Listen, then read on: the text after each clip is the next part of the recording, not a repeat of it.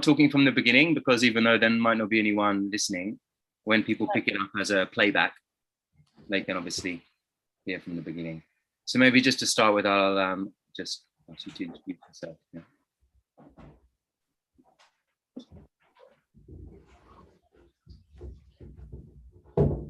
Talking from the beginning, because even though there might not be anyone. Okay. So it looks like the recording has actually already started. I'm going to just take the video. It said here, meeting is now recording. Yes. So we're going. We're live. Okay. Okay. So everyone, hello, welcome. I'm here speaking today with Dr. Osanai. Caoru I've known for around 20 years. Maybe Caoru, you can just say a little bit to start with about your background in Ayurveda. Yes. Hi everyone, I'm Dr. Caoru Osanai. I'm an Ayurvedic Doctor, MD.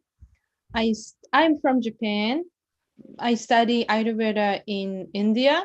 I stayed in India like about 10 years. Went to Ayurvedic University and I study a master degree there on Ayurveda. So I also practice Kalari with I don't know. I used to practice Kalari with Adam and in the past. So I know him since 20 years. Yeah. Yeah, good. And so you're working now as a clinician in Japan and sometimes Iran, is that right? Right. Yeah. Yes. I work as a Ayurvedic online teacher. I have Ayurvedic online classes for Japanese people. But if anyone interested in learning Ayurveda from me, I can teach them in English too. So let me know. That's great. I'm just seeing some comments on the side. So Priya Anupa Saitam, hello. Thank you for joining us, and to the others as well. So what we're going to discuss today, we're going to try and do this once a month, and we're going to talk about different topics that I think will be useful to your training. And this week, what we thought we'd start with is food, because obviously it's very important. You have your training and you have your food, and these two things are obviously complementary to one another. So to start with, can we perhaps just see if there are any principles, any kind of things to follow in terms of when to eat, how much to eat, what to eat before and after training, how to combine water with that, when we should drink water, and so on. Right. So when to eat? We should eat when we feel really hungry. So we should, but like this is what we think that we do every day. Like we eat when we are hungry, but actually real hunger is something different from greedy hunger, You should have this awareness to your body that you understand that which one is a real hunger or fake hunger. So you should eat only when you are really hungry. I mean, genuine hunger should be there, then you eat. And if you do that regularly, yes. Is there a way to discern that? Is there a way for people to discern when is it a greedy hunger or when is it a real hunger? Yeah. If someone who have never done fasting before, I think they sort of, some people lose the instinct. I mean, the awareness to their body. So they don't, I think it will be difficult for them to recognize real hunger. So I suggest that to understand that this is a real hunger or not, one should regularly do fasting, like once in a month, or like Muslim people, usually Muslim people do like 1 month per year. Yes. Or if it's too much, one can do like every once in a month or something. So that you feel the real hunger, and you should remember that feeling when you fast. So should that be like a one day Yeah, fast? 1 day. Yeah, one day in a month. Okay. And amount to eat. Yes. Amount to eat. You should eat in a way that you can easily breathe, and you can easily walk, and you can easily lie down according to Ayurveda. If Okay. you eat too much so that you cannot walk, it will be difficult to walk or sleep or breathe, then it will be too much, Right. Yes. Yes. Then it will start to get in the way of your processes of mobility and breathing and all these Right. things. Yeah. You should eat in a way that mobility and all these activities should not be difficult for you. Okay, great. That makes useful. Yeah. And after training, not right after training, no. You should eat like, for example, you do training on empty stomach, and once your sweating stops, perspiration stops, and your body become normal, not like breathing fast or that your body get agitated right after exercise. Yes. So all this agitation stops, your body becomes normal, then you can eat. Okay. Yeah, with the vegetable, with fruits. Better not to have fruits after food, especially. You should eat fruits maybe like 1 hour before food. Right. But not right after food. Okay.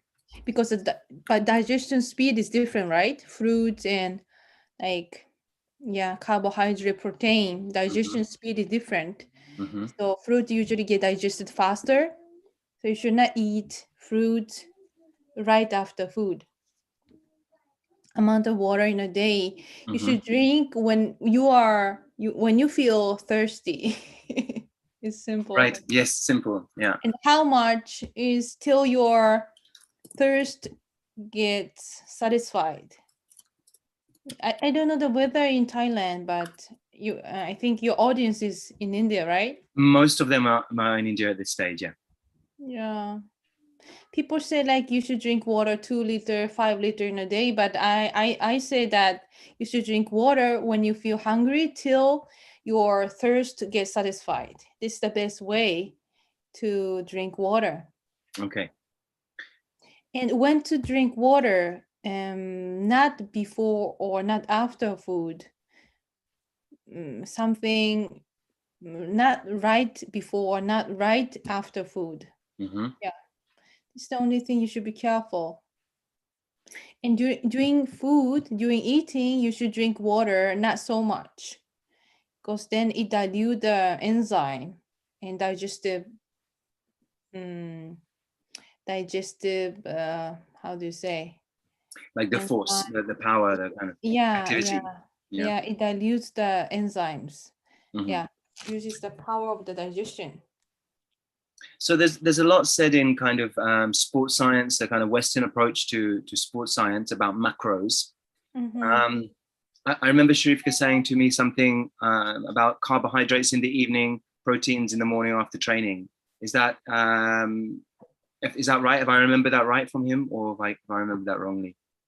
Does that make sense for you? Think he said that in the morning. I'm not sure. So it's a long time ago, but I have a feeling he said to me to take carbohydrates in the evening, or the part of the reason we have them in the evening is so that we have that fuel source in the morning, because obviously we're not going to eat in the morning before we train. And then after training, for muscle repair and so on, for muscle growth, to make sure there is sufficient protein available.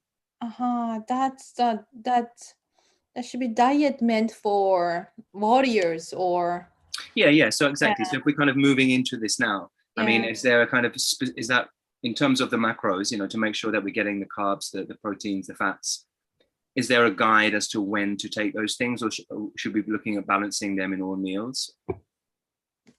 Ayurveda doesn't break it down like that. Yeah, into carbohydrate, protein, and vitamins, mineral. No, they don't consider like this. They consider food as like dosha balance. Yes, dosha I see. And light or heavy, cold or hot, right, and dry or wet. Right. So we analyze food like this. So I don't know actually. So according to those distinctions, are there any certain foods that should be sought after training? Or sweet to cool the body down. And this gives more calorie, right? It gives more energy. The body tissue get more energy through sweet food. Right. Sweet, salt, and sour, three tastes or something the body can easily take in. Yeah, bitter and astringent taste, something the body is not comfortable, it's not something that your body tissue become happy. But sweet taste is the taste that body becomes happiest. I mean, they get more energy. Right. Yeah. It's also cool. Yeah, as you say, it's cooling. So one of the things that we had in Kerala was the payasam. Is that partly for?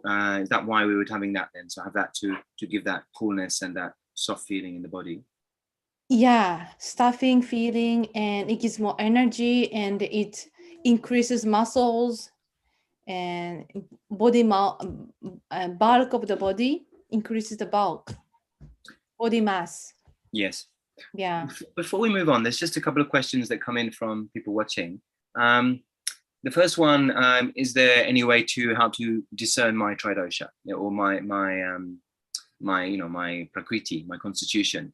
Now, obviously, there's quite a lot of online questionnaires and things that are there. Would you give any value to those, or would you say it's important for someone to seek out a doctor and get a proper assessment?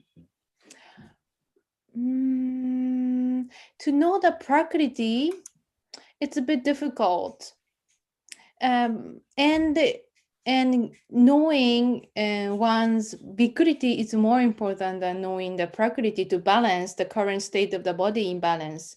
Could you just explain that to the viewers? Yeah, prakriti is a body type, body constitution that you are born with. So it's something decided when zygote is made. Zygote. Yeah. And during the pregnancy of 9 months, this prakriti was being made by the food mother takes and the food and lifestyle the mother has during pregnancy. So when you're born, your prakriti is already decided. To know this prakriti is a bit difficult because there are so many criteria, that characteristic that you should be aware when you know that each dosha's kind of characteristic. You should know it's difficult, and yes, because you have different food and you change it, your job, place, and all sort of thing affects your dosha balance all the time. So to know that inborn prakriti is a bit difficult, and it's not that important compared to knowing your one's vikriti. Vikriti is something that by daily exposure to different doshic changes, your body have some kind of imbalance. Okay. Yes. And if this imbalance goes beyond something that your natural immunity can repair, this becomes vikriti.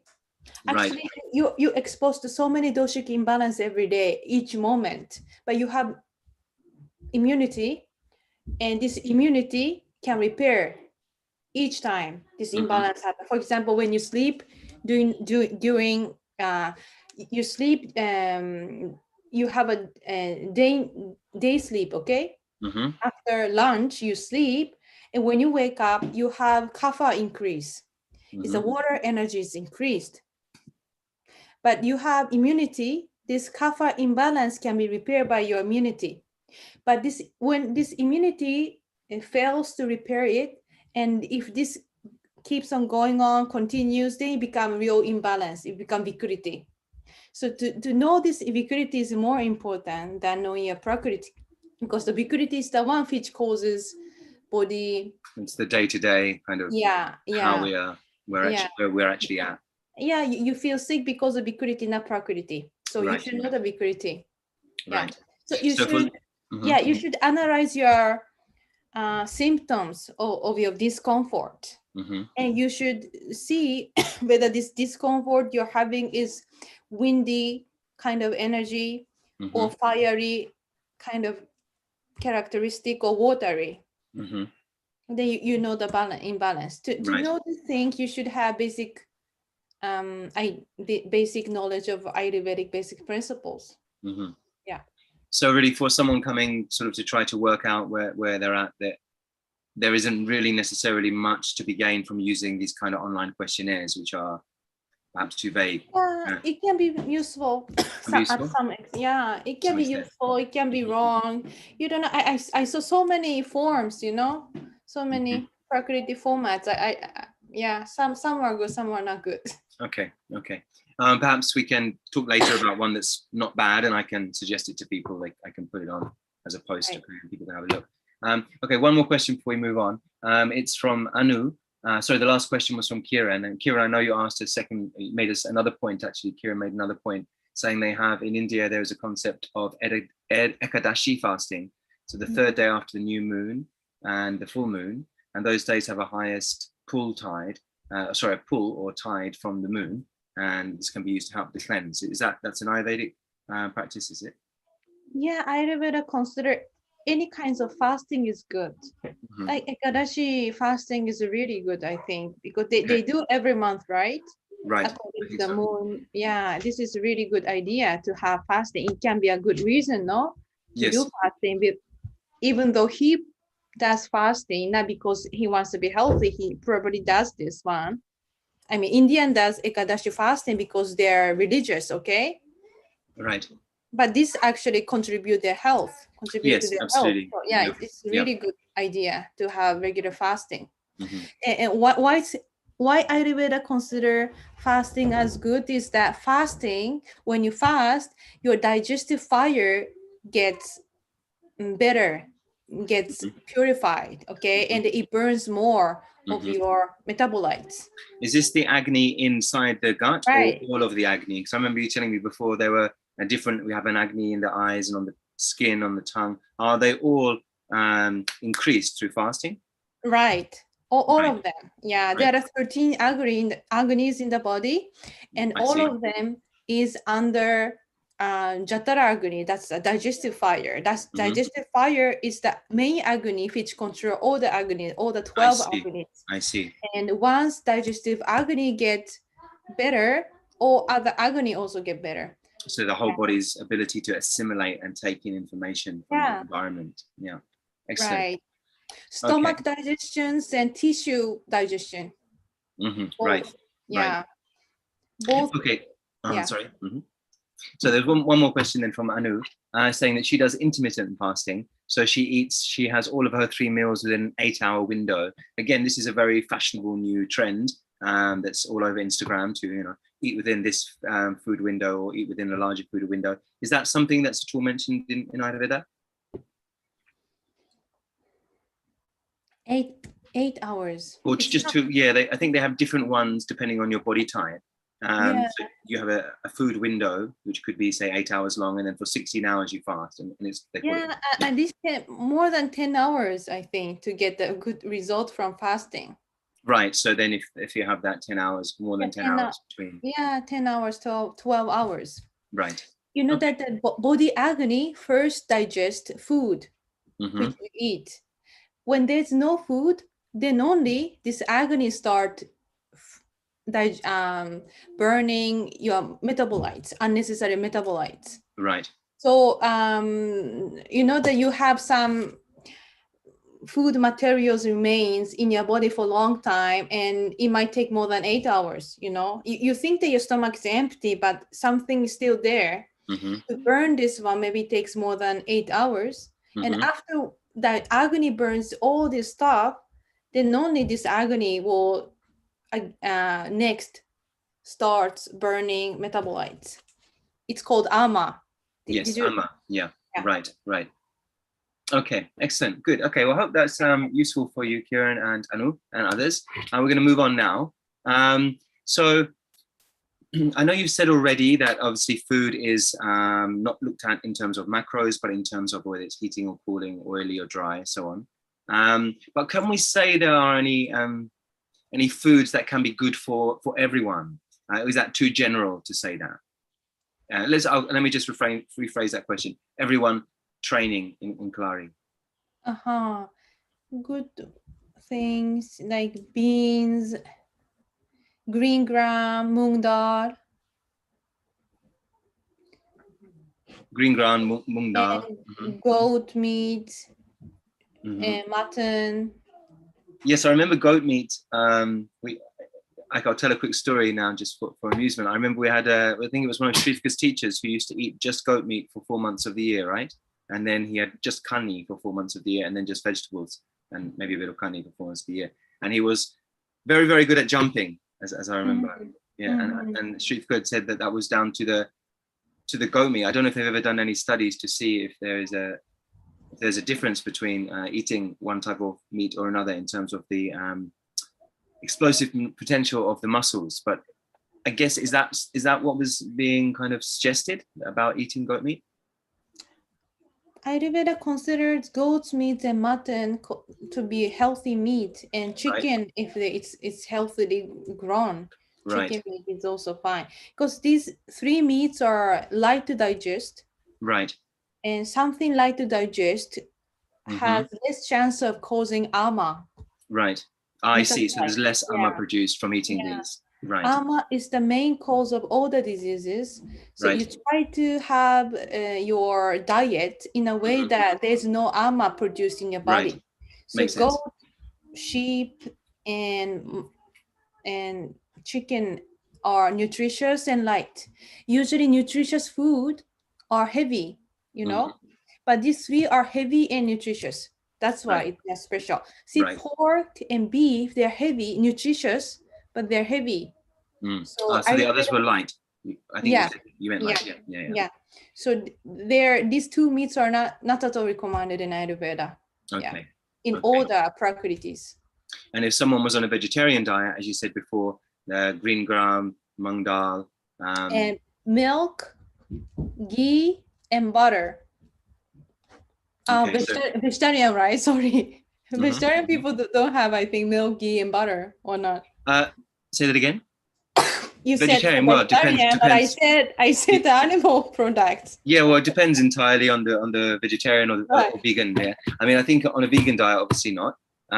Vegan diet, you could be replacing that. I mean, as a vegan, I guess the protein. I was vegan for some time, and so the protein sources available are really nuts, beans, seeds, and then obviously certain vegetables, particularly green, sort of stalky vegetables, legumes, quinoa.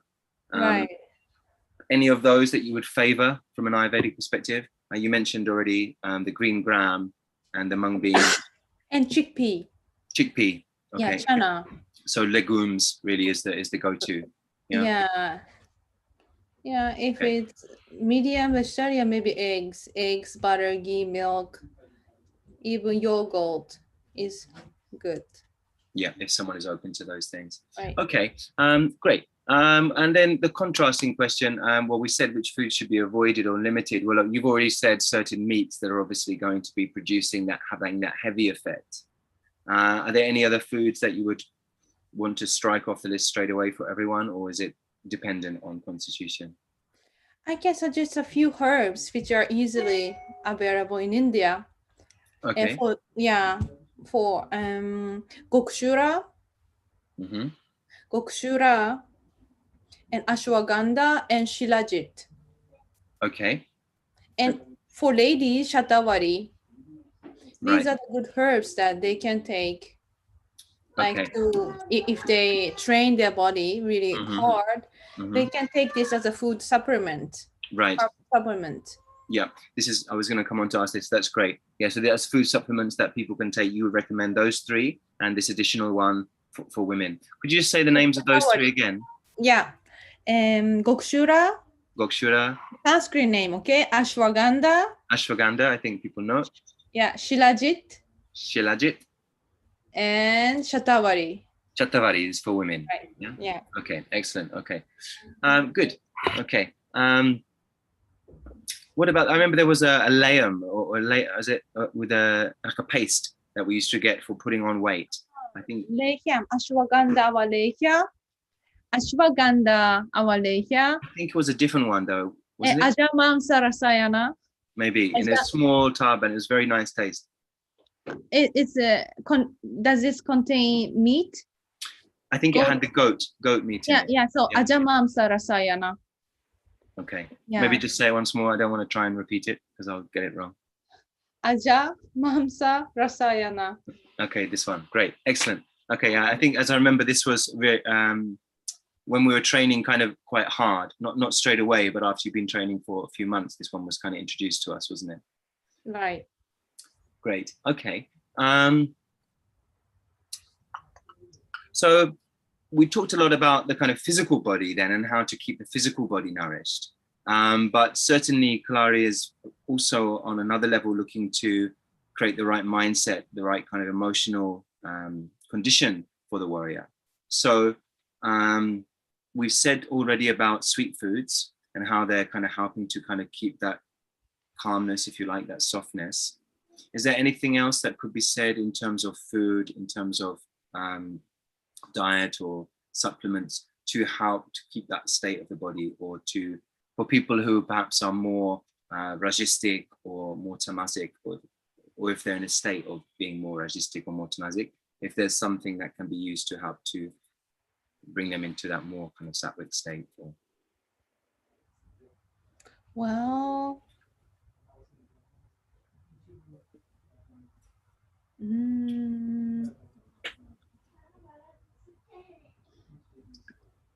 sattvic states. I mean, is there, like, for example, I mean, I know in the Brahmin diet, they obviously avoid certain foods because they're too stimulating. Actually, Indian have very sattvic food compared to people in other countries. Like they don't have any free frozen food or. So then maybe we can expand this question, because I mean, for those people listening from then outside India who might not be on an Indian diet. So you're saying like packed frozen foods and processed. Frozen food and McDonald's. I'm sorry if someone is working for McDonald's, but it's not healthy, right? Yeah, not obviously. I think yeah, and like snacks, potato chips and like these kind of things. Processed foods with kind of chemical additives. That's going to mess with the mindset, right? It's going to mess with and they have lots of preservatives, and artificial colors and fragrance, which is not natural. Right. So these can be tamasic, and it can cause again ama. Right. But Indians usually don't eat these kind of things. I know. I think they're creeping in a little bit, aren't they? Into the metro cities for sure. And even I remember we got some chutney on our table which disappeared very quickly, which probably had some chemicals in. But yeah, you're right. The traditional Indian foods, absolutely not, right? When they're made from scratch. Okay, good. So that's useful. Just to kind of acknowledge that those packaged foods and those processed foods are obviously going to take us a little bit more. Yeah, canned food is really tamasic. Right. Okay, because it's just been sitting for that time, right? Right. Okay. Yes. And another thing is sleeping late is really imbalances in dosha balance, it disturbs the dosha balance when you sleep after 10. So as it's having a proper sleep, I mean sleeping at the proper time is as important as diet. Yeah, so sleep before 10 and waking up like 4 or 5, the time that like chickens make sound, around 4, I think. This makes your body really healthy and makes your mind really sattvic. Waking up like 4 or 5 or 3 is really sattvic. It's the best way to make your mind sattvic. Yeah. Okay. More influence, better influence than having sattvic food. When you wake up, like Brahma Muhurta time, it's called Brahma Muhurta, this time, special time, just 90 minutes before sunrise. It's called the Brahma Muhurta. And waking up this time is the best way to become sattvic, to be successful in society and in your life. Make your body healthy. Any questions? Yeah, I'm just looking now. So to one person, I've just got one question from Shashank, who's asking for any advice on changing his sleeping pattern. So I guess he's going to sleep perhaps later, waking up later. my own experience is just you have to get up early one day and then try and shift your pattern. Is there any more supportive? Yeah, like if he sleep at 2 a.m. every night, you try to make it 1:30 and you stick to it for 1 week. You sleep 1:30 instead of 2 o'clock in midnight for 1 week. If you succeed, then you can try 1 o'clock instead of 2 o'clock. He now sleeps 1 and try for 1 week. If he succeeds, then you go for 10, 12:30 like that. He can make one step by one step. One step by one step. Yeah. That sounds a much a softer approach than my suggestion. Good. Okay. Waking up early is also same thing. If he used to wake up like 9 a.m., he tried to wake up like 8 o'clock for 1 week, then 7 o'clock 1 week like that. And he slowly tried to bring it to like 4 a.m. Okay, so maybe one last question then before we just wrap it up. After training, we have in India this kopi, this drink, which is jaggery, quite a bit of jaggery, cardamom, a little bit of pepper. I think that's it, right? In hot water. And we drink 50 ml, something like that. I think so. Floods the body with all these sugars to stop us going into anaerobic respiration and gives a heat kind of cap around here to stop the heat rising up through the body that's generated from the exercise and going into the brain, which can make us lightheaded. So this you would recommend to have after training. This is good from an Ayurvedic point of view, I'm sure. Yeah. I think before training is good. Before training and after training, it gives good boost to your body. Yes. Usually you don't eat anything before training, right? You usually do training on empty stomach. Yeah, maybe just sometimes one little bit of banana, right? If the sky is... this is good for even before training, it's good. Okay, excellent. And this drink we're thinking to try to produce, but if those of you who want to make it yourselves, as I said, you can find the recipe online, and it's really just those ingredients. A little bit of cardamom, about 1 pod per cup, tiny bit of pepper, not too much that it catches, and lots of jaggery. Right. So if we were to sort of like pull this all together and just try and maybe give three kind of key things that were most important for someone who was trying to make a change to bring their diet in tune with their training. Maybe from what you said, I can pull out one of those key things, which is to listen to the body in terms of when it's hungry and to give it food when it's hungry. And if that's not clear to you as an individual, then to try doing a fast once a month to feel what it is to have that hunger and then to have that experience to kind of start to follow. Right. So maybe you can give me 2 more of what we said, that if there's nothing else that people take home, then they can remember this. Number 2 is sleep, right? Sleeping things. And number 3 is that the 4 herbs that I gave. Yes, excellent. Yeah. Yeah. Let's just say those ones again, the 4. Gokshura, ashwagandha, shilajit, and shatavari for ladies. Excellent. So the 3 things that we're going to leave you with to take home is that ensure adequate sleep. If you want to work on changing your sleep pattern, try and do it incrementally. Use these 3 different Ayurvedic medicines, these herbs, to help with the removal of mala and the assimilation in the body. Yeah, is it? Right. And the additional one that we mentioned for women. And in terms of when to eat and how much to eat, listen to your body. And if it's not clear, try taking a 1-day fast a month to give that clearer information. Right. Excellent. Great. Excellent. Okay, well, we can leave it there unless I don't see any other questions coming in. I think we answered all the ones that came in. So we'll leave it there for this month. And next month we'll come back and we'll do this again. And any of you watching, if you've got anything that's you feel is really important that we kind of look at, please suggest it here on the chat or through on the channel in another way. And Caoru and I look at the suggestions and choose what we think is going to be most interesting. For me, thank you so much, Caoru. Thanks for your time. thanks so much for inviting me. And Pleasure. yeah, let's continue our discussion next month. Excellent. Great. Well, have a good month and speak to you soon. Bye. Bye-bye. Bye-bye. I'll try and see if I can find how to end this